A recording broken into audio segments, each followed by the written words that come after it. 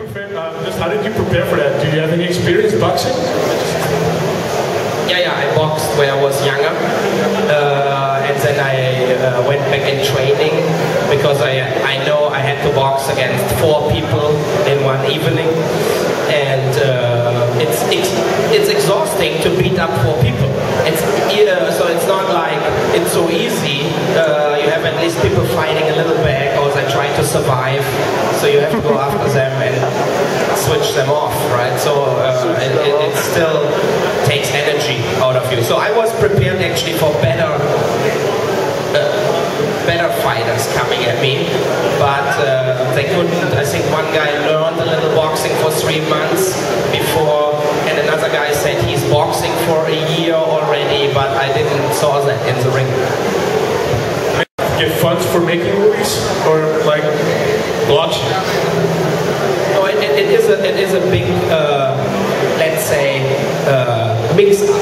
So you get confronted with, if you go for money, for example, you want sales on your movie, and then of course buyers from different countries, they come in with bad reviews, and they say, look, bad review, bad review, bad review, we don't know if we want to release the movie, we don't know if we can sell it.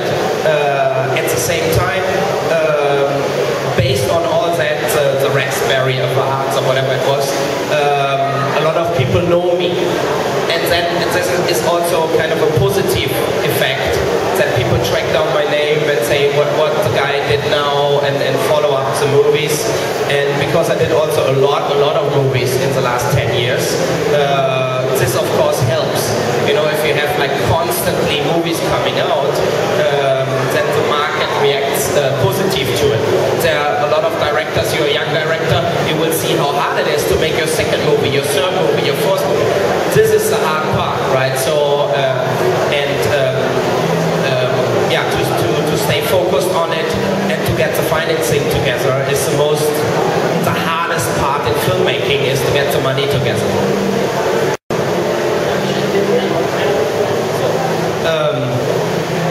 It's tough to say, because, for example, I did a movie, Heart of America, about school violence in America. I think it's a very, very good movie. And I got zero, like, nobody bought it. Like, it was distributed, but the sales were a total disaster. And then the next movie I did was House of the Dead. You know, and House of the Dead, I got this started the bad reviews. This was the initial starting of the ball bashing, basically. And but the movie made worldwide around $90 million in revenues, and it cost $7 billion. So, and this movie opened for me the gate to make Alone in the Dark for $20 million, In the Name of the King for $60 million, Blood Rain for $30 million. So. These are, let's say, very high numbers.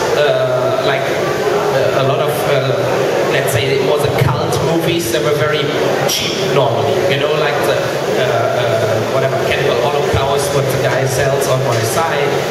This movie didn't cost more; it's like $1 million, and then tons of movies like. But these were A-list features, and I would never make this kind of movies if I wouldn't make House of the Dead. So from this point of view, I'm very happy that I made House of the Dead. I got always the same bad reviews.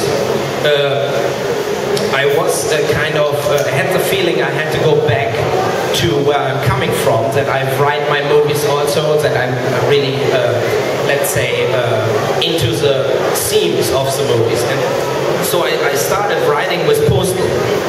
Again, I was sitting down and I felt like now I really want to make a movie what I love, what I would see, what I would go and see, and I want, at the same time, I want to bash the whole political landscapes of the last 10-15 years. So that's the reason I sat down and wrote Postal and Seeds, a horror movie, and then based on this, I kept doing writing and making genre movies. So for example, the Auschwitz movie, what shows, it came out today, so it's here on DVD, you can actually buy it. The Auschwitz movie basically shows one day in Auschwitz, and from the train into the oven, basically. And for me, it was, I think it's a very important movie, because if you put all the movies together about the Holocaust, you don't find anything what shows the Holocaust.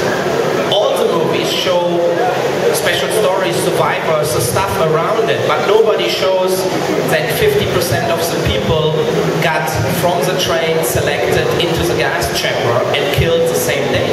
And this is what Auschwitz shows. You follow the guys into the gas chamber, you are 15 minutes in the gas chamber with the people, and then they are dead and getting like shaved, and the gold teeth broken out and burned.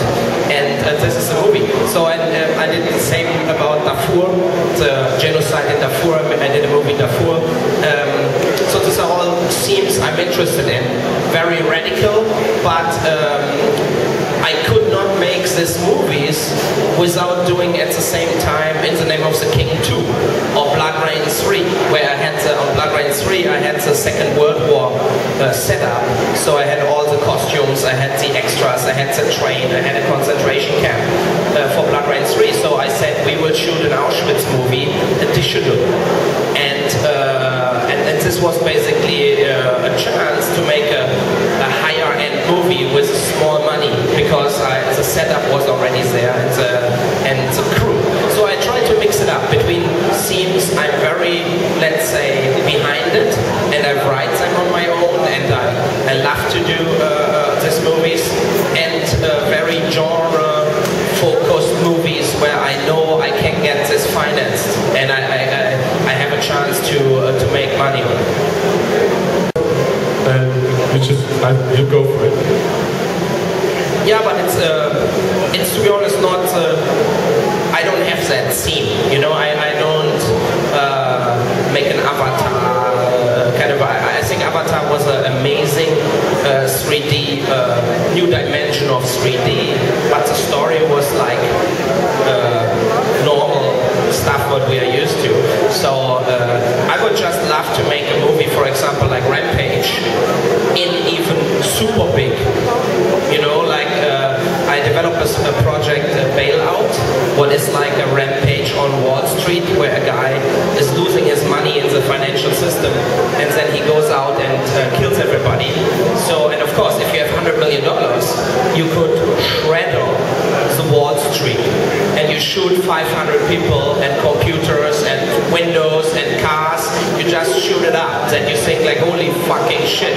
So it will be more realistic that I have to do it with 10 million.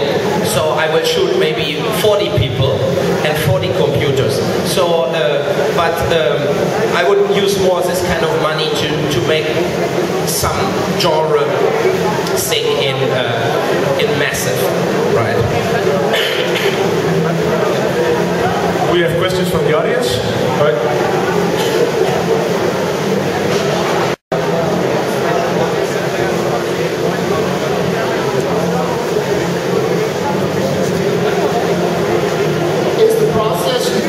Making a movie different when you're adapting a video game as compared to a regular film?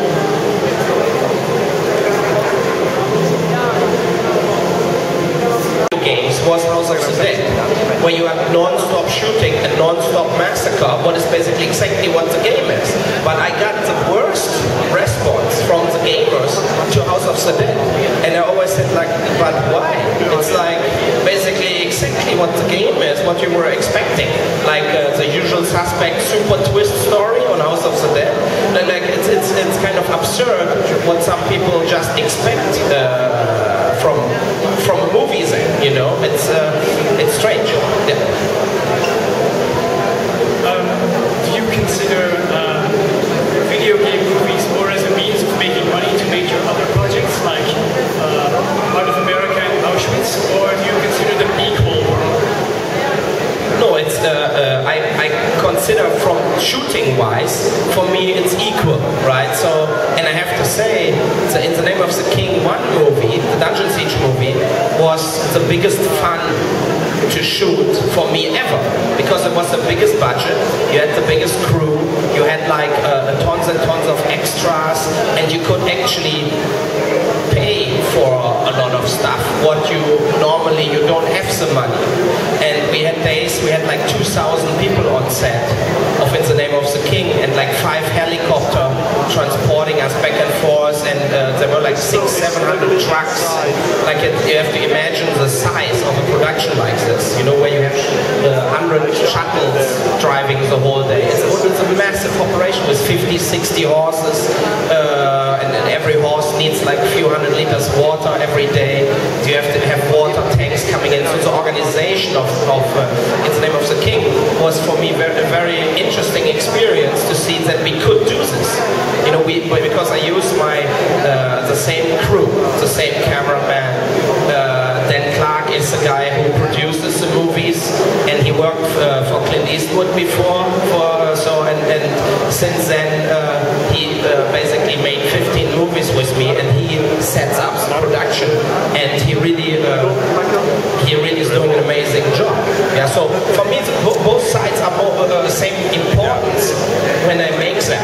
You know, but when the movie is finished, of course I prefer to sit in an audience and discuss Darfur or Auschwitz compared to Blood Rain 3. Like Blood Rain 3, there's nothing to discuss. You can watch the movie and have fun, you know. But Darfur, you can talk about why we are in Libya, you know, because 2 people getting shot and the whole NATO is there because there is oil, and why we are not in Sudan where 400,000 people got hacked in pieces, you know. And this is stuff where there is a value to discuss that, you know. Yeah. What?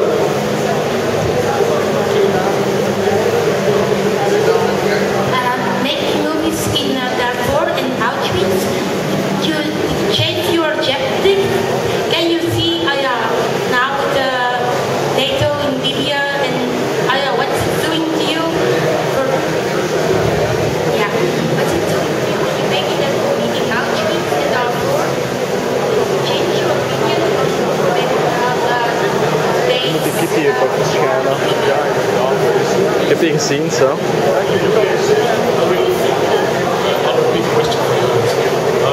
Miss wants to know if making films about Darfur and Auschwitz changes Mr. Boll's opinion about wars waged today in Libya and all the other things going on in the world. Totally. And I have to say, to make this movies was also, I did 3 movies that we had on every movie kind of disasters and accidents and stories you can tell, like whatever Blood Rain, Michael Madsen was always drunk, and then he bought 2 guns in the black market and came with 2 loaded guns to the set, and he was out of control, and so we had to take the guns away from him. You know, that these are like things, they happen, and but if you shoot a movie like Darfur with real Sudanese refugees, for example, and we had 200 refugees in the Darfur movie, and when a woman who got raped in real life and her children getting impaled in front of her, and we shot that again with her. So she got raped in my movie again, and our baby is getting impaled in front of her again. So this is, to say this is so easy is a lot.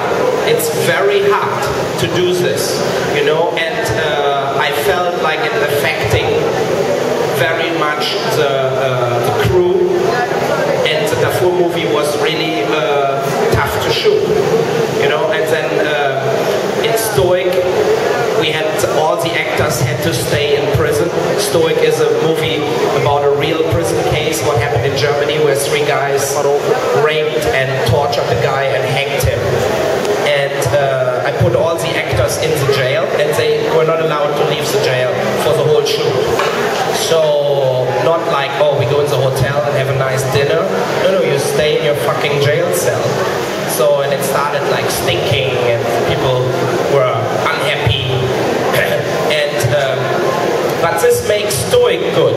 if you watch Stoic, you will see that this is a real good movie. And Auschwitz, nobody wanted to do Auschwitz. I said when I shot Brain the Third Reich, I said I want to do the Auschwitz movie. And then my whole crew said, oh, you cannot do that, you cannot show people in the gas chamber or whatever. And I said, yeah, but I'm the boss, right? So fuck that shit. I shoot the Auschwitz movie, and you get me like 100, 150 extras that get naked in the gas chamber, and I take over. I will do it. This is the reason that I'm also in the movie as an SS guy, because when we physically did it, you had the extras in the room, and they had to get naked. A lot of extras in that moment hesitated. And now the Croatian actors, like I shot it in Croatia, they were very, let's say, too soft. You know, and this is the reason I shot that over and over again. And there were people going with a bikini or whatever, with underwear in the gas chamber. And this is the reason I put the uniform on and said, I do this now. And I made sure everybody's getting fucking naked here in the gas chamber, right? So, there's the thing, like, but this is what I mean, like, it's not a children thing. You know, if you make something, I don't make amateur videos, even if the press wants to do it. I make high-end, super certified, multi-million-dollar movies, you know? And the thing is, like, I take that serious, and if I say something, I do that. You know, we built a Sudanese town, like with bricks and everything, so it's not a mini DV and I make a nice horror movie with a mask for Lord of the Rings on. So I do real movies, and I hope that more and more people will watch that and see that at Darfur, for example, Ron Howard, the director everybody knows, he said Darfur is better as a Hurt Locker. You know, so the Amnesty International says Darfur is the best movie about Africa ever made, even better as Hotel Rwanda. And I think the point is that I know with Rampage, with Darfur, with Stoic, I did amazing movies. These are not good movies, these are amazing movies. And I know it takes maybe a while, but more and more people see that, and they see the quality of that movies. And maybe in 10, 15 years, my genre movies are forgotten. And then they say, this was a movie I will never forget. And I think after you see Darfur, for example, or Rampage also, these are movies you don't forget.